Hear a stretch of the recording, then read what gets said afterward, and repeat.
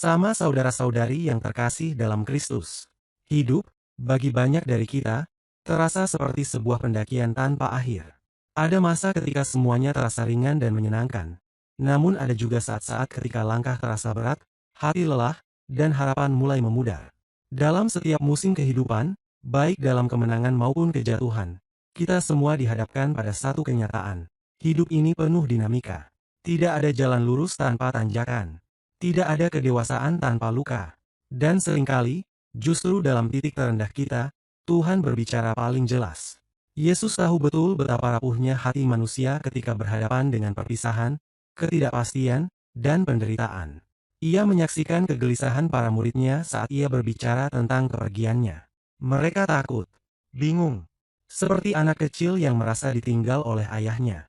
Namun Yesus, dalam kasih-Nya yang penuh kelembutan, tidak membiarkan ketakutan itu tumbuh tanpa pengharapan. Ia berkata, "Aku akan mengutus kepada kamu Sang Penghibur, Roh Kudus, pribadi ilahi yang tak terlihat, namun hadir. Tidak terdengar, namun menguatkan. Tak tersentuh, namun membalut luka terdalam manusia." Sang Penghibur bukan hanya penenang hati yang sedang gelisah. Ia adalah penuntun. Ia adalah penggerak. Ia adalah nafas kehidupan yang membawa arah baru ketika hidup terasa buntu. Dalam keraguan, ia memberikan keyakinan. Dalam kesendirian, ia membawa penghiburan. Dalam kehancuran, ia memberi kekuatan untuk membangun kembali.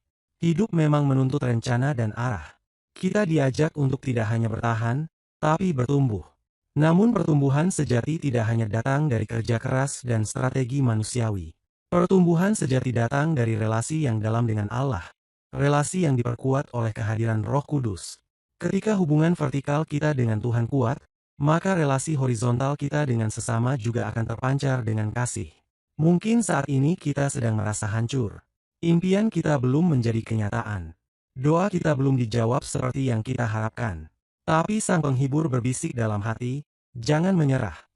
Bukan karena segalanya akan mudah, tapi karena kamu tidak akan menjalani ini sendirian. Ia yang tinggal di dalam hatimu akan menguatkan, menghibur, dan menopangmu.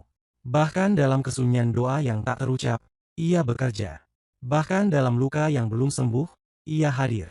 Kemenangan bukan milik mereka yang tak pernah jatuh, tapi milik mereka yang tak pernah berhenti bangkit.